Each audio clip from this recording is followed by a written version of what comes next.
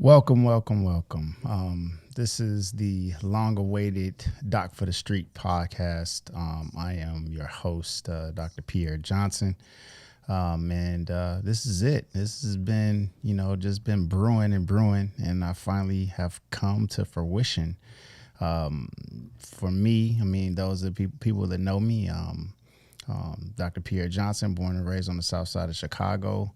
And, Doc for the Streets has been a just a movement that I've embodied as to eradicate healthcare disparities. And with that being said, my aim is to educate people so that they can arm themselves with the information to not only seek adequate health care, but take care of themselves better in their daily lives and have better and more productive lives and improve quality of life. Through this podcast, I plan on doing a couple of different things. Number one, keeping it just real. Like we want to talk about politics, we want to talk about entertainment, definitely want to talk about health, obviously, and mix all of those things in. So when we talk about health, we can, relate it to all of the things that we're dealing with in current society in the world, and bring different guests to help with these topics. It won't always be the same thing every time. I want definitely to bring in doctors to talk about all of the things that are happening in our world and in their field so that people can be educated. But more importantly, I also want to bring patients into the mix to be able to talk about their experiences and to be able to educate from a patient perspective and back that with the medical knowledge so that people can arm themselves. One big thing that I can't stand is, Google searches and people just seeking information and that information is just incorrect and they just don't have any backing to find out if those things are correct or not.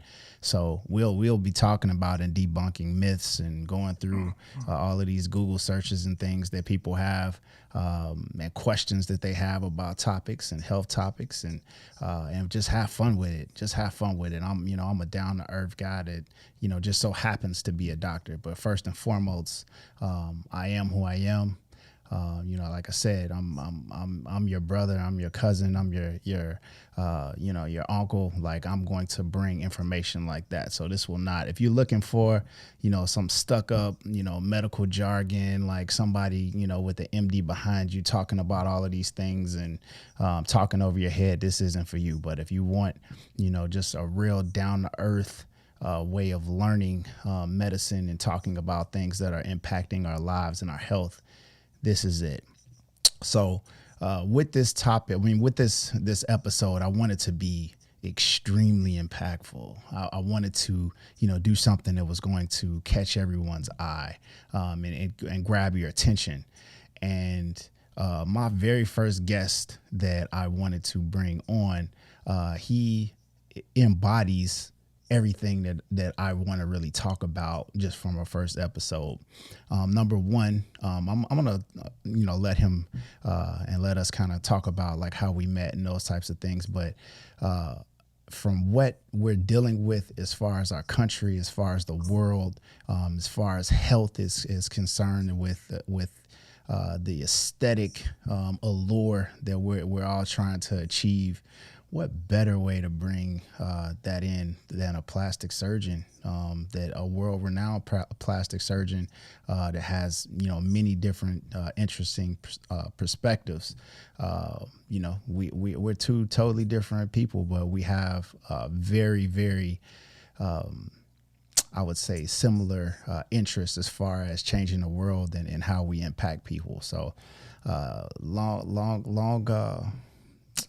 just all of that long-winded stuff to say. Let me introduce my guest, Dr. Michael Rossi. How's it How you going, doing, P? brother? Good, buddy. Man, Been a while. been a while, bro. Man, let's take it back, man. Let's talk about you a little bit, man. Tell the world about you and about like what you're doing, man, and where you Sure. come from. Yeah, man. Well, first off, thanks for having me on the show. It's an honor. Obviously, watching what you're doing from afar out here in San Diego, and really proud of you. I always tell you how proud of you I am. Keeping it real, from an educational standpoint, but also from a being real standpoint. There's nobody better than you out there. I truly believe that. We obviously met in medical school, both of us Illinois boys, born and raised, and both doing big things. But my background is a large medical family. As you know, my father was a surgeon in a program that you came through and cut your teeth early in med school along with me. It had its own precarious twists and turns for both of us for different reasons. And we talked about that a lot. But I would say the common ground that binds us, I always call you my brother from another mother.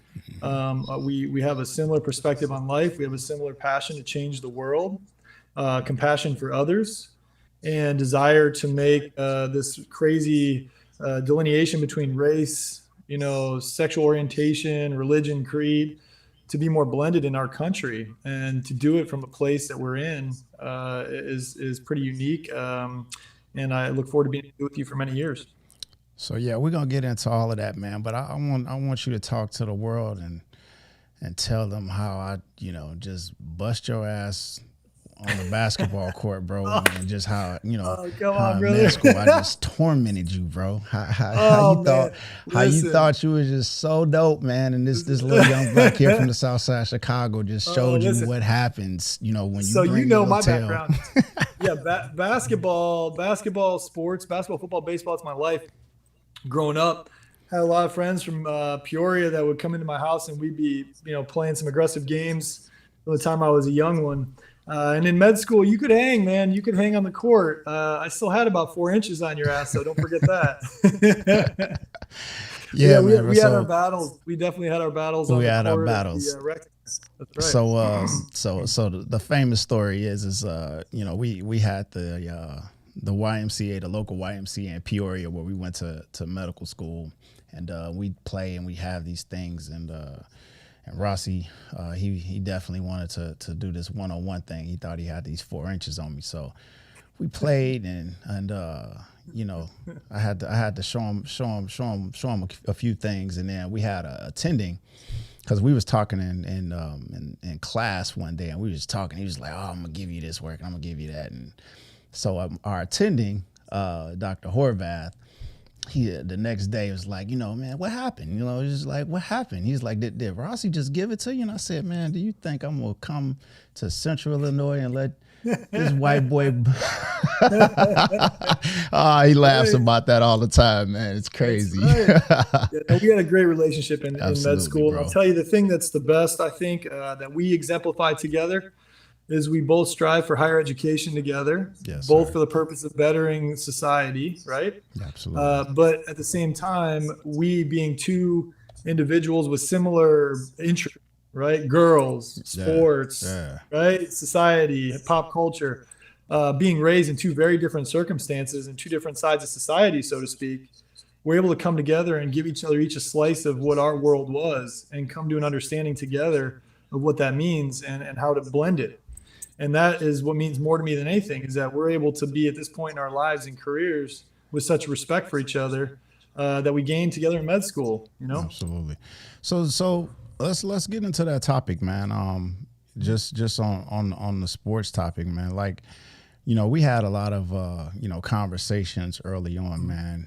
Just as far as like when Kaepernick started the kneeling and just just for the social injustices that were happening. So just like give your thoughts about just about that, man, just about the social injustices that are going on in our country, and just as we as professional athletes are screaming out to draw light on what's happening in our country. Like what are your thoughts on it? Yeah, I think as any true individual should in their life, you should be able to take in information and think of it from another person's perspective. I'm not gonna lie, the first time I saw Colin Kaepernick kneeling, I didn't understand it. I thought this, from my upbringing, I'm like, man, the flag represents America, it represents freedom. No greater nation in the world to be able to achieve greatness than America. Mm-hmm. The thing that I think, that you taught me, and that many of my other friends have taught me that weren't brought up in the same situation I am, is it's very different for different sides of society and with different aspects where whether it be skin color, neighborhood you're born into, what your parents do, these things all affect your experience in America. And, like, I think the thing to me that resonated the most with the Kaepernick situation was, as my opinion as I delved into it more, my opinion sort of changed to understand not everybody has to worry about getting pulled over on the side of the road for the way they're dressed, the way they look, and being harassed and things of that nature. Not something I particularly experienced because of the color of my skin and because of the way I dress, right, for my culture. And I think that's what was lost in the sauce, man. It was, it's people, it's like everybody just talked about the act of kneeling, but didn't really look at, why, the why of why he was doing it, or the why of why, athletes as well as everybody else is protesting, and a lot of the times we always look at the response of people and not look at the why. And it's like, even if it's not offensive to you, it should impact you because it's offensive to someone else, or it's or someone else feels a certain type of way. Even if you can't understand it, you have to give the duty of trying to figure out exactly why they feel that way. And it's now, as we've come to, all of these things that have happened, in society, it's like now, like it's like you looking back at Kaepernick, it's like, man, he had a reason, but he was out of a job, getting blackballed, and it's like, people have to, at least give credit to the fact of that not only did he have a point, the response to what he was doing was totally wrong, man. Well, what I'd say to that is, I think that there's a time, the reaction of people changes with time and with education, right? Absolutely. So everything is going to happen before its time initially, and the reaction will always be more harsh in that moment, right? That's true. The first time rap songs came out, right? When we're talking back in the 90s, 80s, and 90s, you got Run DMC, you got these guys who they were looked at like hoodlums, right? Now look at what they were singing about compared to what you're hearing about nowadays. Things have changed and the acceptance has changed. Yeah, that's just a silly example, but the Kaepernick thing, there was not a lot of context behind it. We just hear, oh, well, we're protesting social injustice. Well, what does that mean? Yeah. Well, now as things have become more prevalent in the news, we're starting to understand, okay, this is the kind of situation he was talking about, right? These are things that in a community that feels like they haven't been heard for many years, these are things that they're feeling like they aren't changing. Yeah. So they need to use a public stage to be able to show, hey, listen, this is a real issue for my people, for our people, for people that grew up like me. Yeah. And that's for people that grew up like me. That's not from the other side of the coin. People who grew up like you have to understand that there is this divide of understanding. Yeah. And it's not necessarily that, oh, you grew up white or in a middle-class neighborhood, you don't care. Right. Many times it's that you don't fully grasp that situation to understand what it's like to be on the other side. Absolutely. And so it's the key word, I always tell you this, is communication. Lack of fear, showing compassion for all others, and wanting to hear what they have to say. If you hear what people have to say, you're going to understand them. Absolutely. Because I told when it was happening, and we talk about the Star Spangled Banner, it's like people that have never heard the entire thing, and when I brought it to people's attention that the third stanza was talking about slaves and running slaves and what happens to slaves that run. Right. And so it's like when you talk about that and then you don't put that in context and you just kind of expect people to just not even care about it, it's very insensitive. It's extremely insensitive. And I think that's the problem that a lot of Black people are having, is just that, people don't listen. But, the reason I wanted to have this conversation definitely with you is that you're a shining example of what it's like for someone to actually listen, right? And to have that communication, to be very honest and transparent and say, look, I don't know what it's like to be you, but I would like to learn more about how we can fix it, and how we can Correct. bridge that divide and how that gap can be bridged, man. Because, I talked about, and I joke with you about, how we all kind of started off with in 2016, when Trump was elected, and it goes from it whatever political party you are, that really can't be argued.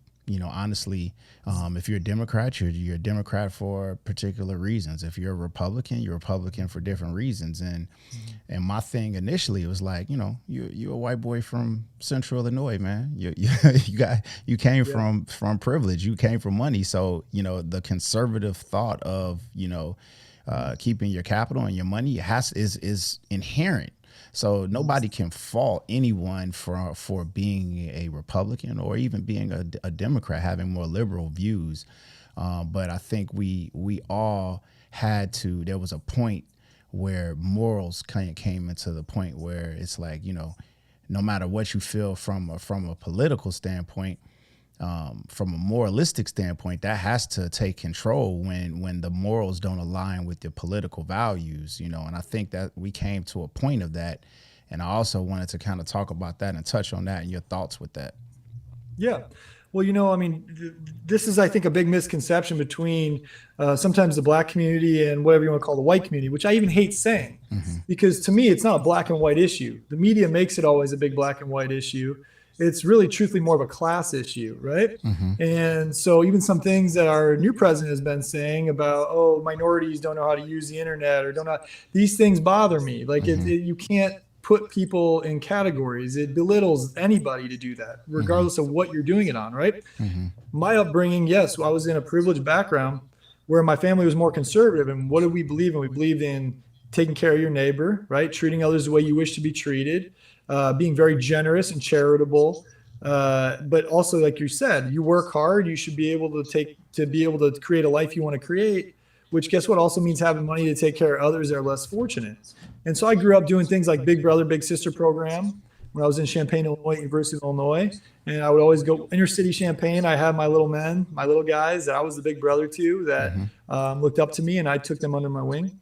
We did Angel Tree, where we went into inner city Peoria and helped out underprivileged families of different races, right? Not black. It was black, Hispanic, white. We did it all. And so I came from a perspective, though, of that conservative side, which I think the world has villainized, right? If you're a white male in society who's got a conservative upbringing, you're a racist, you're a bigot, right? You're ignorant, you have no moral code, all these things. Right. And I think I'm the shining example. That's not the case, man. I'm very inherently aware of my surroundings and care about others deeply, of all races, of all sexual orientations, of all, upbringings, right? But like you touched on, the situation with the contentious presidential 4 years with Trump, where initially, okay, hey, I like the guy. He speaks his mind. You know what he's going to say is what he's thinking, right? He's not a politician. Right. That's refreshing for someone like me, who likes to feel like, hey, you don't have to guess it. Is this coming from his lobbyist or some speechwriter? It's like, he's a big idiot. He's an idiot, but he's real. I'd rather have a real idiot than a fake, politician, quite honestly. Yeah, absolutely. And I like that he was big on a strong country in America, on trying to take care of America, on trying to protect our interests. I like that he was big on trying. I don't believe in trickle down or trickle up. I think there's a blend that needs to happen. But in the beginning, my feelings on him were maybe he'll be a breath of fresh air in the political field in this country to know what he's saying. Obviously, as things continued on, I think I still will say this, man. I don't believe he's truly a racist. I think he's a narcissist. I think he follows his own code, and whoever sides with him, he's going to side with. Whoever goes against him, he'll go hard against. And he's an ignoramus, right? Yeah. He's shown his colors in those 4 years that he was more into dividing our country than he was into taking hits himself and digesting it for productive change in our country. And he did a lot of damage in that. My biggest thing with him is like, that could be argued, but my thing is like, once you side with white supremacists, once you don't, you don't denounce it. Once that was my issue. That it's like, you could say whatever you want about Black Lives Matter, but the premise of it is is peace. The premise of it is peaceful protest, trying to move towards social justice. And when you have, you know, people that were there, like when they had the Carolina thing, and now you're saying like it's good people. It's good people on both sides. That's not the case. You got a group of people that hate people just because of their color, and when you side that, it makes him a racist for me. You know, it makes him a racist for me, and it's like, you know, everything that he stand for as far as. You know, the whole, like, you know, just the QAnons and all of these groups, what are the good boy? Well, it's a whole bunch of these groups. Well, the all that boys, stuff he did is deplorable. Yeah. The problem is, and I never even knew any of these groups existed until neither. they came into the picture with all this, right? Which is what's so crazy about it. It doesn't even exist in my world, right? I'm a white male raised in, if you want to call it privilege. I didn't even know any of this existed. Didn't even think about it, right? Mm-hmm. What I will say, though, the point to that is from the other side, right? Which a lot of other people that either whether it be white or conservative, whatever it may be, would say, is this guy is about himself. Mm-hmm. Okay. He cared about what it was that others would say and think about him. And it just so happened that others were invigorated by him that were on the wrong side of the coin. They were the racists, the bigots, the idiots, right? Mm-hmm. And because they side with him, this guy didn't have the gumption to side against him. And that's my biggest issue. That's when I turned on the guy, is when I realized you got to denounce that stuff, man. Yeah. You just got to straight up denounce evil and wrongdoing, regardless of how they feel about you. Absolutely. You know? And so how did you feel? How did you feel, bro, about just January 6th, man? How did you feel about that? You know, this is what I'll say. I think that there are people that are invigorated and in things for the wrong reason on both sides of the coin always. Mm-hmm. These people were no different to me than the people that I see that are shooting cops, you know, running up and shooting cops while they're parked in their car and under the quip of, okay, is this a Black Lives Matter protest or what is this that's going on? That's not true Black Lives Matter. Mm-hmm. And it's also not true, you know, American conservatives that are doing that. No, but everybody that isn't blind to the world would know that those are people that are misguided. That never should have happened. Yeah. Right. And that's ignorance. Yeah. There's ignorance on both sides. I truly believe that. Yeah. And the problem is these people take what they're seeing and run with it with their own like kind of, you know, motivations, and it ends up creating a lot of problems in society and a bigger divide. Yeah. And that's my biggest issue. Is this divide has to be bridged. Yeah. And my biggest thing with it was just that just going back to the Kaepernick thing, man, is weird. And it's like, you know, we're talking about disrespecting the flag and all of this about, you know, black men with their fist in the air and, you know, Black Lives Matter and how, you know, this was the most unpatriotic thing. But you sat and watched the most unpatriotic thing where, you know, you had honestly domestic terrorism where they storm the Capitol. I'm like, is this the capital of the United States that we're talking about? And it's still people that are okay with that. And there's still people that are like, you know, well, they're doing it for democracy and they're doing it for this, that, and the third, but you still are, it's to kneel for social justice and about a Star Spangled Banner in the game. It's just crazy. But to storm the Capitol of the United States, it's like, where are we at, man? Agree with you. It's hypocritical at the highest degree. And that's my biggest issue is hypocrites. Yeah. I will tell you though, the media plays in a lot of role in this country in the divide that we're experiencing. Absolutely. Okay. Something that not many people heard about, but me out on the West Coast here know about very well is what happened in Portland about 2 weeks after that, after the inauguration, because Biden wasn't their candidate either. So we're talking about more anarchists, white skinned, liberals that they identify as, but they're far left, just like these other kooks are far right. So we're talking about far ends of the spectrum, not the normal representation of what either party stands for. Are storming the Capitol in Portland, trying to burn things, tear things down, not to the same degree, obviously, but also not getting the same amount of press because they were upset about Biden being president. They didn't want Trump, but they didn't want Biden, right? And they were, so you don't hear about it as much, but it's the same amount of hypocrite nature as far as I'm concerned. And it's stuff that shouldn't be happening. But again, the great thing about America, land of the free, right? You're able to have free speech. To me, I'm all for protest as long as it's peaceful. I'm never okay with the looting, the burning, the stealing, the beating innocent people. Okay. None of that on either side. That should not be happening. Yeah. How we fix it, man? How do we get to a place in this country, man, where we can coexist and we can be at a place where, you know, everybody feels that they are accepted and respected and can, you know, live in harmony, man? How do we get to that place, man? Sure. It's one word, man. Listening. Yeah. That's all it is. And I'll tell you right now, it's easy for us to get caught up in our world.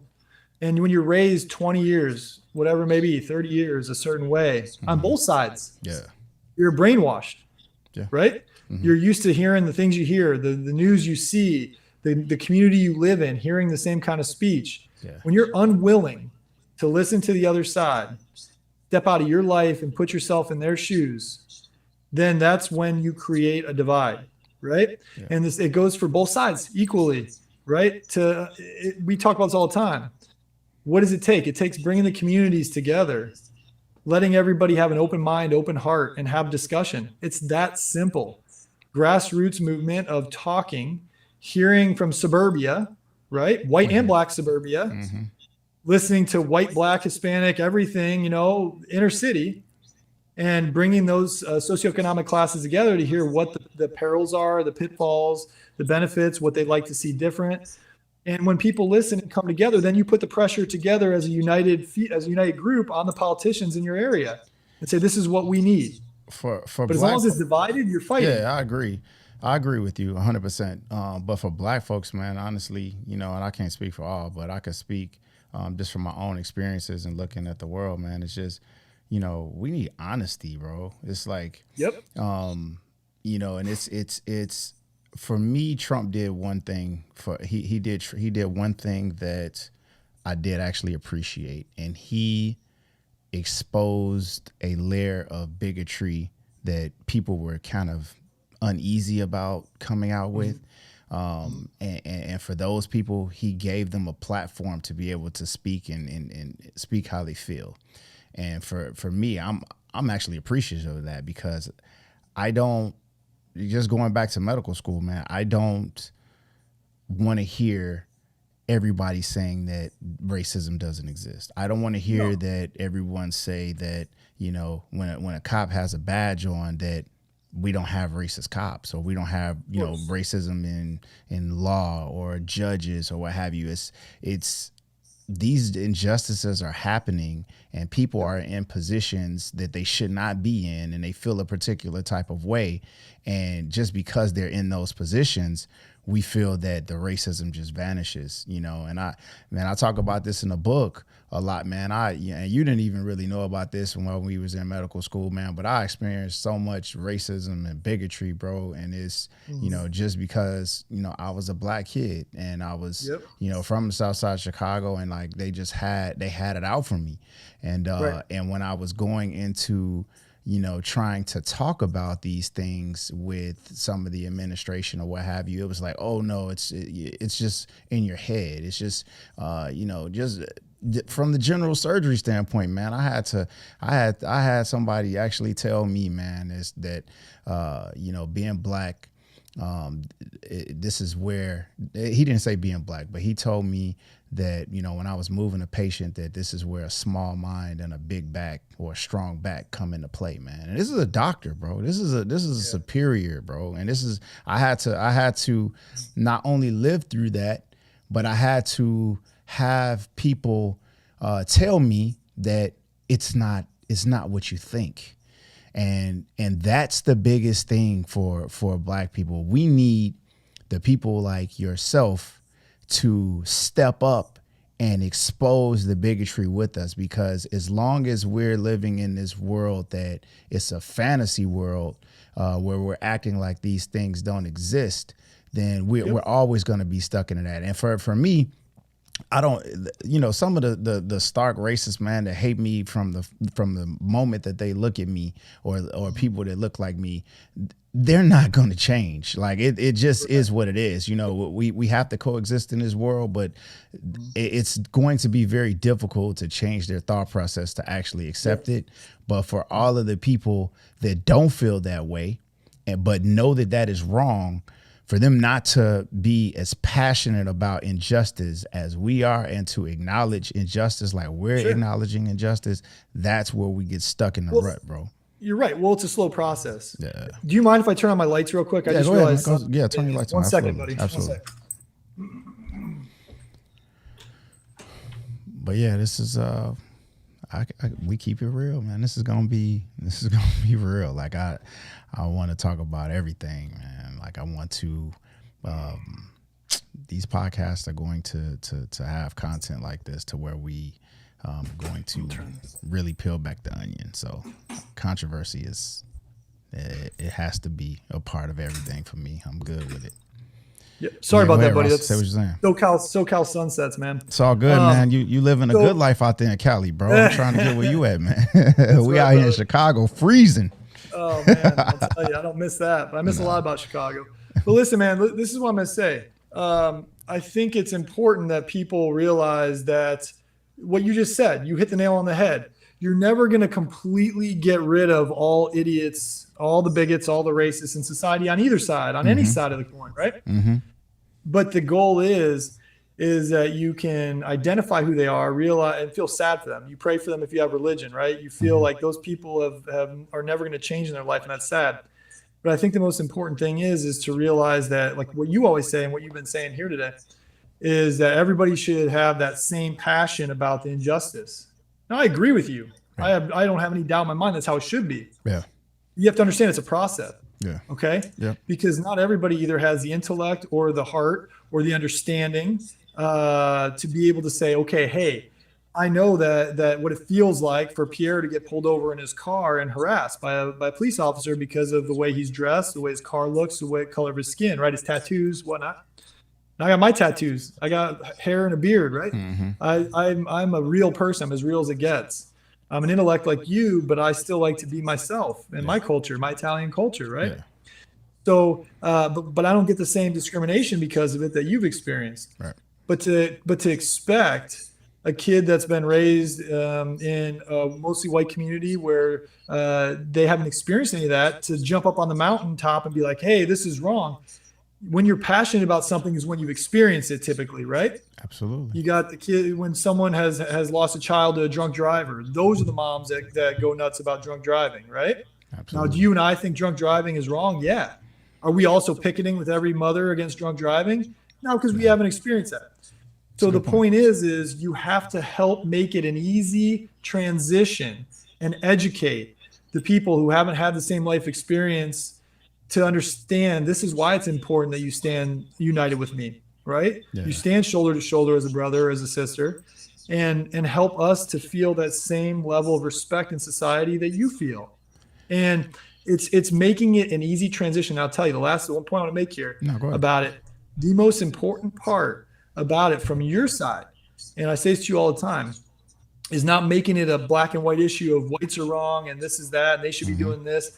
It's making it where people with white skin color can express their true feelings and say, hey, this type of dress, this type of this makes me feel a certain way. Sure. And tease that out. Yeah. Because by letting them express their feelings and being heard and not fearing being called a racist because, oh my God, you think this way, you're a racist, you're this, you're that, which is what, the media and society sort of makes it seem like nowadays. You let them say their true feelings. Gotcha. And express it to you, and you bring it back with love, and you explain your side. Man, that's how you start a revolution. And be able to educate and talk. I agree. I agree with you. I definitely agree with you, and that brings a very interesting perspective, and that's why I'm glad we're having this conversation because that is true. I think people are. That aren't black that have a fear of being able to say how they think because, for fear of being called racist. And a lot of that stifling, if you will, of feelings will keep us stagnated to a point where we can't grow and it hinders it hinders growth and the communication that we need for what you're saying. Like, just for instance, people may feel a certain way about how I dress or how I perceive, or they may perceive me a particular way, unprofessional because I have tattoos and those types of things, but they're scared to tell me, and they may act out a certain way instead of having that conversation because of any stigmas. But I definitely agree that you should be able to say how you feel so that we can have a conversation and you can start to change those thought processes of the way you think, because stereotypes are stereotypes because of the way, you're right, the media perpetuates things. Like if you are and from a white community or what have you, don't have much connection to black kids or black community, then your perception is from a media standpoint. It's what the media feeds you. So if you turn on your news and every time you see somebody that kind of looks like me is either, in the back of a squad car or, doing something negative, then when you actually are approached with that, then that's your thought process. But it's not because you're so much racist. It's because that's what you've been fed to believe. But to be able to communicate those things and to be able to say how you feel, I agree. And then to have the conversation of why those things are misconceptions and why those things are false are extremely important. And that's definitely how we get past this racial divide and a lot of the bad things that are happening in our culture, man. Dude, it takes an army. It really does. Yeah. And let me tell you something. Well, you hit the nail on the head. And I'm telling you, for me, I grew up around black culture because in Peoria, there's a strong black population. I was an athlete. Like I told you this, my neighborhood, all white neighborhood, right? We had a big house with an indoor basketball court. We bring the Peoria Central basketball team, the guys, some all-state basketball players, into my gym with all their buddies. And we looked at them just like brother, like they're my friends. Yeah. Didn't think anything of it. Could care less what color their skin was, what their mom or dad did, how much money. I could care less. They were my friends. They played basketball. They had the same interests as me. That's innocence of childhood, right? Yeah. We played together in my neighborhood. We enjoyed the competition, the competitive nature. So guess what? When I met you in med school, I didn't judge you. Right. Yeah, you was were different. Exposed to it. Yeah. No, but let me tell you that though. You were different because you had tattoos. Yeah. You drove an iridescent ass purple and green car, right? Low-rided with GQ license plate. I loved it. You came in with your sideways hat. Guess what? I was wearing a backwards hat, right? I had my tattoos. I had, jeans, ripped jeans and sandals. I was my own vibe too. Mm-hmm. I respect individuality because it's being real, right? And that was you. Yeah. We were still intellectual. It didn't say anything about how we were, how smart we were, what we could do for others. It just said we were real. Yeah. Now, the thing that you said though, and this is the point I want to make, what you said is what I think is the key point from the black community, what the black community needs to do. I think they need to put their foot down a little bit with Hollywood, with, news networks, with the way the black male is perceived and put out there into society. Absolutely, okay? Bro. Because you have to understand this. Topeka, Kansas, small town, Creve Coeur, Illinois, right? Mm-hmm. Areas where you don't come across an African American unless you're watching the news at night at 5 p.m. You see, oh, this guy got arrested. This happened here. You turn on Training Day. You turn on other movies, right? They're showing black gangs, right? That's what society sees, and it internalizes it into people's brains that don't get any other experience. That's the exposure to what a black male is in America, right? Yes, man. So then you see Pierre Johnson walking down the street on the other side of the road, and you've got a bag of your jeans, right? You've got your side brim hat, your flat brim hat, and you got your tattoos. They're wearing skinny jeans now, bro. They're wearing skinny jeans like me, right? Yeah. But you have to understand that's the most important point to make about that, though, is that racism? That's a hard $1 million question. I don't care. I want to put a label on it. Mm-hmm. What I want to say, though, is I want better. I want better for the black community, where that's fine. That's your culture, and I respect it. Mm-hmm. I respect the hell out of it. There's a lot behind that as to why you like to dress that way, why you like to have your individuality, right? I get it. However, you have to understand that a big portion of society, based off what is fed to them, sees that as danger. Is that right? No, it's not. But is that they're just some bigot racist person who's like, oh, black person, danger? I think it's deeper than that. And I think that that's the part I want to change and I love what you do with your pulse of perseverance, and you're speaking out in the schools in the inner city to show these young black kids that, hey, listen, look, I can be me. Yeah. Look, I can be me, but guess what? Also, I wear a shirt and tie. Absolutely. And also, I go in, I do this badass robotic surgery, Yeah. and I'm an intellect, Yeah. and I still have my lingo. I still listen to my music. Yeah. I still have my tattoos, but understand that there's also a side of what is considered professionalism in society as a whole, that we can change the rhetoric and show this is also professionalism, but it's going to take time. Absolutely. And that road to changing that is going to take, there's going to be some bumps, because there's always that time that someone's going to also see you and be like, man, you dress like that drug dealer that I just saw get popped on the movie, right? You dress like the guy I just saw on the news that had, was caught for bank robbery, whatever it may be. And it's every race has it. It just seems to be that the black culture gets identified as that by Hollywood, on the news, in society, way more often for years. And we talk about why that is. There's a lot of issues that have held the black race down, of course. But that is playing into the hands of what is happening in this society. But too, man, it's like I think there need to be more Michael Rossi's in the world, man, because I can get on here and I can talk about the injustices that I've experienced to the cows come home, man. I that's all I do. I wrote a book about it. I talk about it, and I'm not a monolith, man. It's many, successful black men and women that have done that. But it's at the end of the day, it takes successful white people as well that know what's right and what's wrong to talk about their experience, in the world and what's right and what's wrong and how they see the world as well, and being able to expose those things and to show the world that our stereotypical perceptions are wrong. I think it's going to take people like yourself, and that's my big focus, my big aim, man, is to galvanize the Michael Rossi's of the world, to be able to say, don't go into the doctor's lounge and hear your colleagues talk about patients in a negative connotation, or talk about what's going on in the world and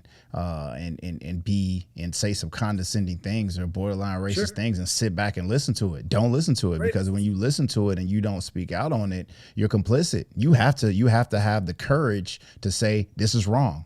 You have to have the courage to say you need to think. You need to be educated, and be and that takes a lot of courage, man. Because it's easier to be quiet. It takes a lot more gumption, man, to tell people that they are not in alignment with what needs to happen for this country. Absolutely, and I'll tell you, one of the things I think that's the next big step for you, and I'm right there by your side, because I've been wanting to do this with you for a long time, and my biggest passion, from what I told you from when I was young, is inner city youth, right? And revamping the way inner city youth are managed, help to be taken care of, watched over, and to give support to those families, so that those kids can have the same path to success that kids like myself had, where my parents were sitting over my shoulder making sure I was going to be successful, right? Yeah. And I have a lot of passion for that. Absolutely. But I think your next big move, and I'm willing to be there by your side, is to now take your speech and to take your energy and your passion out of the inner city and the primarily black communities, and go to suburbia and go to the white communities and do it. Because them seeing you and walk up there with your sideways hat, with your tattoos, with your same lingo, and say, hey, guess what? Let me show you a video of me behind a robot. Hey man, I got to do it with you though. No, you got to go in. You got to go into them communities with me, man, because they don't want to hear it, bro. They got. No. You know what though, man? I'm telling you. See, that's a misconception. Because I would say the same thing about the inner city black community. I could walk in there and tell them I love you guys and I want to take care and I want to listen. I want to hear. And maybe I could say the same thing. They want to hear. They want to see you. You validate me just like I validate you. Absolutely, so absolutely. But, so I would say that. I was like, if you want to come into inner city, man, I would like take me with you, because the immediate perception is going to be like, what are you talking about? I don't want to hear. Yeah, he's preaching us. But I'm saying the thing is the biggest strength that you have, you and your brothers who you did this together, the Pulse of Perseverance, is to be able to not only show your own people, your people that look like you, that raise like you. That, hey, this is a possibility. That's great. That's the best thing you're doing right now. The next step for you in your way to change society is to get into the white communities that see the stuff I'm talking about. They're raised the way I'm raised. They only see one thing, right? It has to be a good person, and you're going to light a fire under a lot of those kids to say, hey, this guy makes sense. I'm hearing what he's saying, and it's going to strike a lot of nerves because everyone's got a good heart, man. Yeah. People are inherently good. Yeah. You know? Let's talk, man. Let's transition, man. Let's talk about what you do for your 9 to 5, man. Let's get into this aesthetics, man. And you talking about my male stripping career? Yeah, is man. that what we're talking about? 9 to 5, 9 p.m. to 5 a.m. or 9 a.m. to 5 p.m. I hear what you're talking about. All right, we'll talk day job. Yeah, man. I'm really passionate about what I do, like you are. My population is very similar to your population, man. It's mommies mostly. Yeah. Although I do a fair amount of male body contouring, gynecomastia with, where male chest tissue overgrowth. Yeah. But in general, a big portion of my population is mommy makeovers, right? Which is a combination of waistline, tummy, thigh, arm, breast, buttock, and even vaginal rejuvenation procedures. And my whole goal, man, is I want to make the world a better place. I want people to feel better about themselves, just like you do. Yeah. When women, men, anybody feels better about themselves, they can go on to be better participants in society, better humans, and make the world around them a better place. And so that's genuinely what I do. I have a ton of passion for it. I'm really compassionate about my patients. I do a lot of kind of crazy high-end surgery, cosmetic surgery procedures. But I give all my patients my cell phone. They have 24/7 access to me. We make it a real pleasurable experience every step of the way because, it's not easy for a lot of these young moms or grandmas to go through all this, not knowing all the perils and pitfalls, right? Yeah, man. You're in a whole different patient population, man. I wish I could give everybody my cell phone, man. I'd never sleep, bro. No, man, it's dangerous. I'll tell you, it's a danger zone, but I'll tell you what I've learned. And a lot of my colleagues are like, you're crazy, man. Like with how busy I am, being booked out 4 months. They're like, that's hundreds of patients. Yeah. And my wife is the most understanding woman on earth and way too beautiful for me too. I know you would agree. Oh, I know. I said that from when I met. I was like, what the hell is this, man? Like, what? I was like, you looking at this? No, man, y'all. I got a great story about that for you too. It's a funny story, but anyway, it is a big commitment, and I don't expect anybody else to do it. I don't want a pat on the back for it. But I just have such a passion for these young moms and these of all ages that have to have their bodies change to bring the miracle of life into this world. And then feel like, whereas me as a male, if I lose my 6-pack, man, I have no one to blame but myself. I can't blame pregnancy or hormones. Right. So for me to be able to bring them back a slice of themselves, to feel like themselves again is very special. And it makes me feel, very proud to be able to do it. And it's awesome, man. If you guys didn't know, man, this is world renowned Dr. Michael Rossi, man. Y'all have to look at his page. His San Diego Fit Surgeon. I mean, he does amazing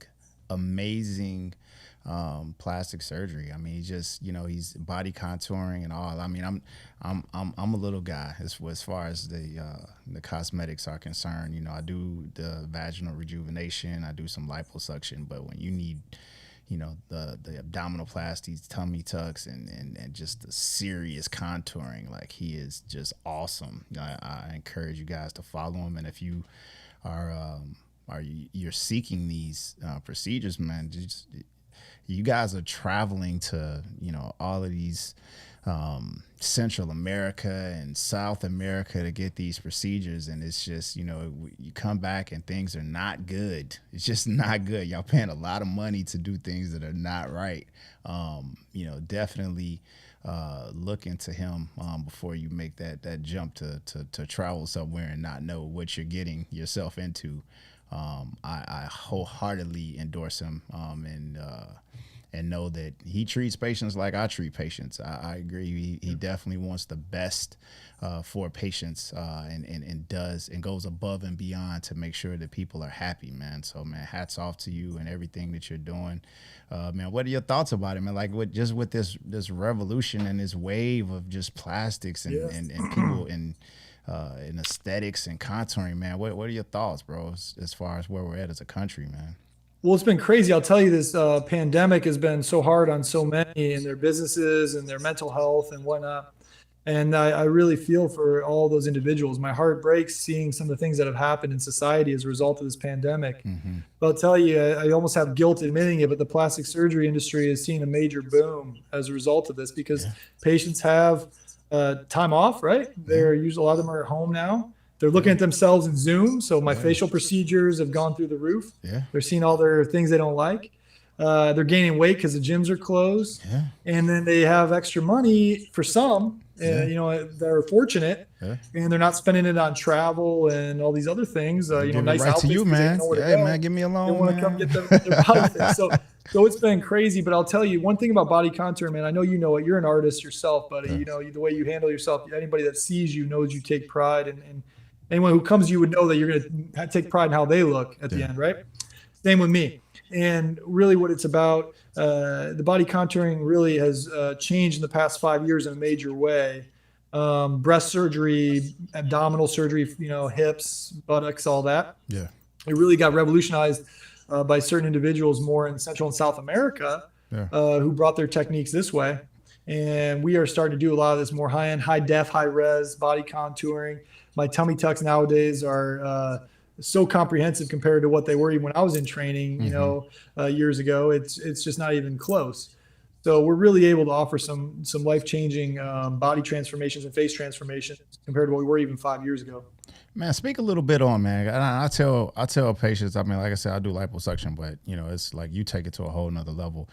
Speak a little bit, because I try to tell patients, man, I tell women all the time that, plastic surgery or body contouring or what have you, it is a tool, but lifestyle modifications after that is the key to looking how you want to look. And I talk to these patients all the time, or people all the time. It's like, you can't go and pay $5,000, $10,000, $15,000 and just expect you're just to look like, the Instagram model. Like, it takes time in the kitchen, it takes time in the gym, and like that has to be put at the forefront when you're looking to try to get the look that you want, man. You have to take that into consideration when you're doing that, man. Speak on that.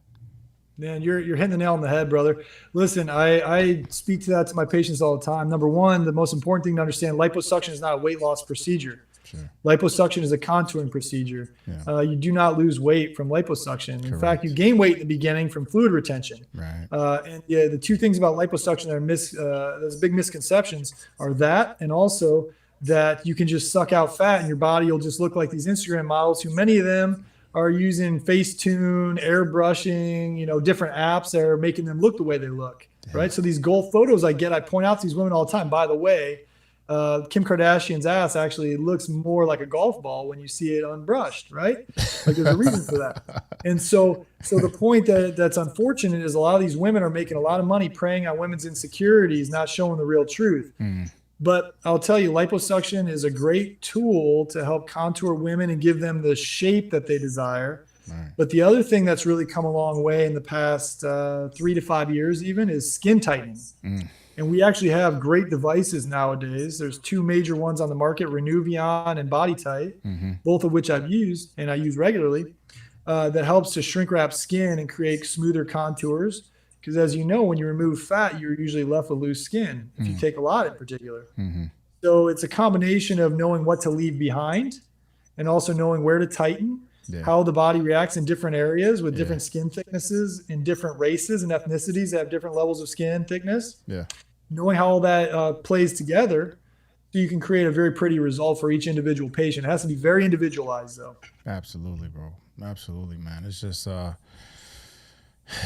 just people getting the results that they really, really want, man, and just understanding that there's a such thing as, you have subcutaneous fat, you have intra-abdominal fat. People don't realize that, we can't touch intra-abdominal fat like that. That's in the kitchen, man. Your momentum and all this. Cause I tell people all the time, like I can see a woman that, doesn't have, a big BMI or a high BMI and, on the outside is not a big woman, but you put a trocar in there into the abdomen, man, they are worse than, a 500-pound woman. It's just fat and just horrible everywhere, man. It's just unhealthy from the inside out. Like, you have to start with diet and exercise, before you get into some of these body contouring procedures, man. Yep. And you hit the nail on the head with that too, again, as you always do. The other point to make, I'm a fitness guy. Yeah. Working out and diet is a huge part of my life. I take pride in my physique, just like you do. Yeah. Being raised athletes, that's something that we learn at a young age. I instill this in all my patients, right? I actually will put my patients on diet and exercise plans leading up to surgery and after surgery to help maintain those results. And like you said, liposuction many times is a jump start for women or men to then a healthier lifestyle, right? And then I've seen many of my patients that follow my guidelines and my recommendations that go on to lose 20, 30 pounds afterwards. And all of a sudden their life is totally changed. Energy's higher, libido's higher, confidence through the roof. Their pocketbook's a little lighter because they're buying all new wardrobes, right? And they're excited to get out to the beach and whatnot. But their relationships are better. It's all self-confidence.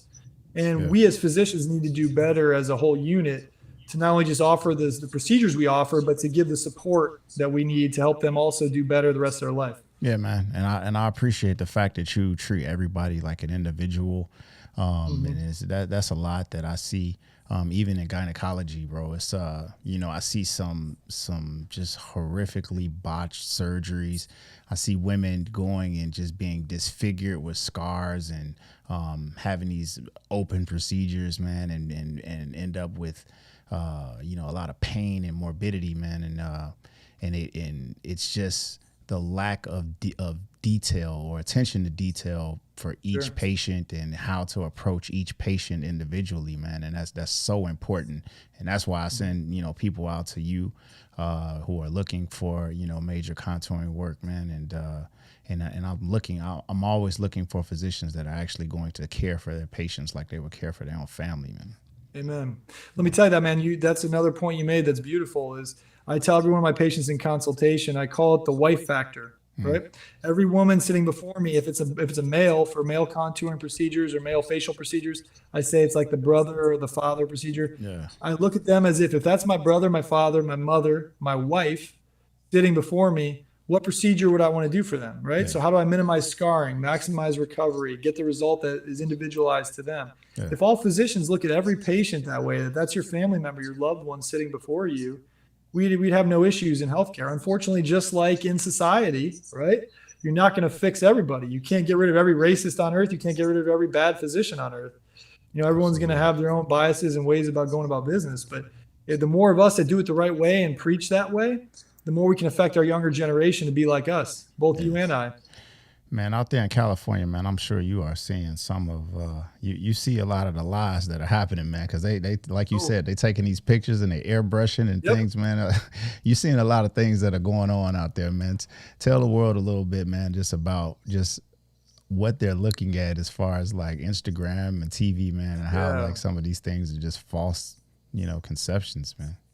You're right, man. Yeah, I battle this every day, especially in some of my younger women.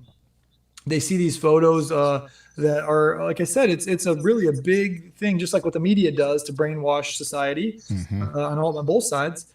Instagram, Facebook, TikTok, it's all doing the same thing. It's a multi-billion-dollar industry where you got these influencers making a lot of money off of everybody believing what they're putting out there. And, it's self-serving, but I don't blame them.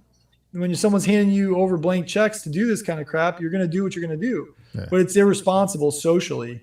And what it's doing is it's making a lot of young girls have a lot of insecurities that weren't there previously 10, 15 years ago. And it's making a lot of false perception of what reality is for everybody of different ages, right? Guess what? J-Lo, she doesn't look like she's 25 in real life, okay? I see stars come down from Hollywood in my office, not her, I can't say her, but there's people who come down that I've met in person that everyone thinks look a certain way. I'll tell you in person, they do not, okay? They got that makeup on and stuff, man. That's right. It's a facade. Well, and makeup I'm fine with, right? Because that's part of the beauty process going out in public. But what I have a problem with is the apps, the Facetunes, some app called Snowed, I believe, or Snow. There's all these apps where you can change the way you look to make yourself look ideal. And they put it out there without any disclaimer.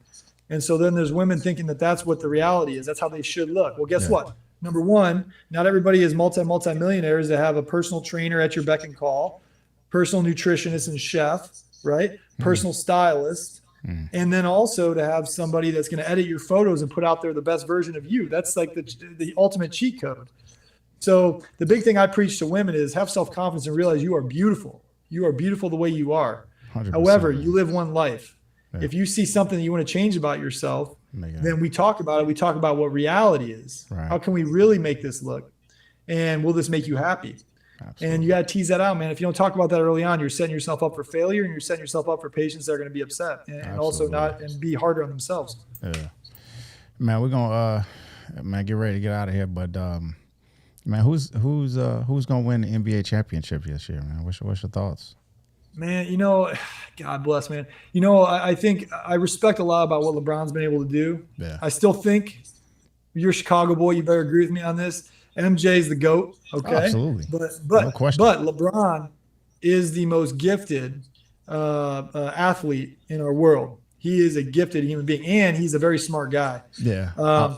But the Lakers with him and AD, they're going to be there in the end if AD is healthy. Mm-hmm. I got to tell you though, man, I like how Brooklyn's looking, bro. It's a no-brainer. It's a no-brainer, bro. Once Harden made it over there, it's a no-brainer. I'll tell you. What the situation was though is could they play together? And the thing is, I think KD and Harden already played together in OKC, mm-hmm. and those guys just had to put their egos aside. Mm-hmm. Kyrie's an interesting guy. He's a deep guy. But to see the three of them blend like they're blending, it's like a symphony orchestra. It's beautiful. I saw that they may be the first trio to all score 25 plus in a season in NBA history. That's remarkable. Man, I tell people like this, man. Defense is a mentality. You can clamp down on D when you want to clamp down on D, and that typically happens in the playoffs. You can't teach offense. You cannot teach clutch buckets. You just cannot do it, man. And they have way too much, bro. So that is definitely my pick, my projection. As far as LeBron, I mean, people call me a LeBron hater, and I will say this about LeBron: outside of the court, LeBron is the quintessential man. He has my utmost respect. I can't think of another athlete that has exemplified what he exemplifies as a man, from a black man, from a father, husband, family man. I have nothing but respect and reverence for LeBron James. So I will say that in public, even when people hear me like argue about him and Jordan, and I just didn't like some of the things that he talked about, that he did as far as like going to Miami and those types of things. I don't think he has a clutch gene. I think his clutch gene is just done. I mean, he has to have an AD. He has to have a Kyrie. He has to have a D Wade. He has to have that in order to win. So if that for some people makes him the GOAT, for you, so be it. For me, it will never make him the GOAT, but I promise you, I definitely respect his athleticism and what he's brought to the game and what he's done outside of the court, man. It's just unbelievable. So much respect to LeBron James for everything that he's done. And MJ has stayed typically quiet because he's a businessman growing up in a different era, man. Yeah. For him to speak up the way LeBron speaks up back in the 90s, it wasn't as easily respected and understood, right? Yeah. So he kept his mouth shut on some of the race issues that people wish he would have spoken up on. But I'll say about MJ, man, he's a good man. He's a charitable man. Absolutely. And about MJ, this is one thing I believe Sir Charles said. You never see Magic said it, actually, I think. You never see Magic, Larry, and Michael aligning on a team to win a championship, right? So there's something to be said about having that competitive nature, going toe-to-toe against your rivals. And so how I feel about the Brooklyn Nets, they're a cheat code, right? That's who, when I'm playing my son in his Xbox, that's who I'm like, man, I get Brooklyn because I suck at the game and I know that's going to give me an extra 20 every game. Yeah. So the point is in basketball and sports in general, I respect a guy who shoulders the burden and doesn't need another superstar to do it. But this is the society we live in. I think he started that. I think he started that with Miami, and now everybody. I think KD is just one upping him every time. He's all right, that's what you're gonna do. I'm gonna go to the Warriors, and I'm just gonna beat your butt. And then fine, all right, you want to do that again? I'll get hurt, and I'm gonna go with New Jersey. I'm gonna beat your butt again. So I just think have to now though. Like look at Bradley Beal. Look at Dame Lillard. Yeah, right? Now I have respect for. I have respect more for Dame Lillard than my favorite player. He's just not. He's like, I'm going to whatever. I'm going to fight. I'm going out with the ship. We're going to win here, no matter what. So I have big respect. And Giannis is doing the same thing in trying to do the same thing in Milwaukee. He's not going to win one. He's not, man. He has to have somebody with him, bro. He has to have somebody with him. He just doesn't have that. He has like the LeBron gene to me. As far as that regard. Yeah, but you got to align with other superstars nowadays to compete with what everyone else is doing, unfortunately. Absolutely. Man, give me just as we get out of here, man, just tell the world, you know, one thing you want to leave them with as far as making this a better place, and just talk to patients about, you know, body contouring, man. Just Yeah. your final thoughts, bro. Well, as far as professionally, what I would say is in whatever field you're looking into, someone that's going to redo your house, do your yard, design, or, design clothes for you, or go for body contouring or for obstetrician and gynecologic procedures, find an artist, man, not a technician. Find someone that has passion for their craft. Okay. That's what I say to patients out there, and make sure that you connect with them. Make sure you see they're genuine humans. Same thing in society. The thing I say is the same thing I say to you all the time. We just need to listen. If we listen to each other and we truly listen, we hear what's being said, man, you can change the world. And never be afraid to speak up. Never be afraid to be called negative things or hated on for your stance, right? As soon as you have fear for that, then you're stunting the growth of yourself as a person. Think about what is right. What should we be doing for society to better it at all times? And how are you going to leave your mark and leave a positive footprint on society? So when we're laying on our deathbed, people aren't just looking at us like, wow, that guy made a lot of money. I wish I had his hot wife. I wish I had his cute kids. Yeah. I want to be looked at and have them say, hey, listen, that guy did it right. He cared about everybody, and he really made society better in the ways he approached life and did things, on an everyday basis. Awesome, bro. Again, man, I thank you for spending the time with me here, and man, I appreciate it, man. More good things to come in the future. And like I tell people, man, it's if you going out for a plastic surgery, or if you're going out for body contouring, man, you go see my guy. Like, go see him. Like, I would send any person, my family, mom, sister, auntie, cousin, no matter who it is, like, I'm sending them out to him, not only just because he's my friend, but because he's passionate about what he does, has the results with what he's doing, and is going to pour everything into every single patient and treat you like a patient, like a person, like an individual. So I appreciate that about you, man. Much respect for everything that you're doing, and outside of medicine, your stance as far as helping people, your stance as far as, changing your thought process. Like, man, I tell people all the time, like, man, you can't judge a book by its cover, just like nobody could judge me by my cover. Nobody could judge you by yours, man. And, people say, oh, all Trump supporters. No, all Trump supporters aren't, man, because we had those conversations in the beginning, man. But, your moral fabric was bigger than all of that. And you showed and proved that it's bigger than that. So, people can change their opinion, they can change their thoughts, and they can adapt and modify how they approach things, man. And you're exemplary of that, man. And I appreciate you. I appreciate you too, man. Love you, brother. And we got a lot of good things to do together. Thank you, man. All right, bro. Tell the wife and kids. Take care, brother. All right, bro. So, everybody, just, I hope you enjoyed this, first episode. I enjoyed it. I think we had, a great time. This is phenomenal. I'm going to continue to bring you things like this, not only just from a medicine perspective, but from a world perspective, from a patient perspective. So next guest will probably be a patient, and we talk about, surgery and their perspective from a woman's perspective. That was my thought process with the previous approach, but no matter what, I'm always going to be all right. Die for the streets, man. And the last but not least, I always going to leave you all with a thought as we go through this COVID period.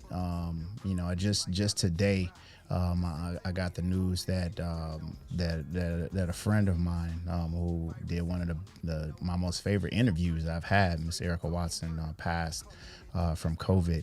And it crushes my heart, man, to see another promising, beautiful spirit that is lost to this virus.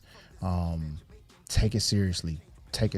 Like, you guys see me on my social media pages talking about how important this vaccine is, and you can say whatever you want, but if you don't have an alternative, like, you really need to understand what this disease is doing to people. And yes, a majority of people won't succumb to it, but you have people that are completely healthy, like my friend that just lost her life to this. So this vaccine is the way out, and side effects from the vaccine are no side effect is worse than your life or worse than having long-term morbidity from COVID-19. So I'm vaccinated. I got both of my doses and I'm perfectly fine. So conspiracy theorists, throw it out the window, please. Go get your vaccines, and so we can get past this pandemic. And like my heart goes and pours out to any and every person and family that has lost someone or has been affected by COVID-19. But please, please, please believe in the vaccine and understand that this, this too shall pass. We can get past this. We just have to believe in the science. Love you guys. Thanks again. I'll see you soon. It's Doc for the Streets. I'm out. But you can't pull this off, right? Hey, you talking to the doctor. I need a doctor. Well,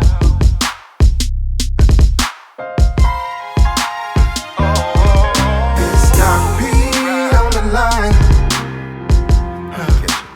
I need a Doc P on the line. Listen. My mama knew his worth since birth. Stars in his eyes got sent up to avenge the earth. Breaking up all these stereotypes he represents. Breaking down all these complex terms and making sense. You can trust in Doc P to keep in touch like knock knees. Middle name is histamine. Thinking of ways to block these.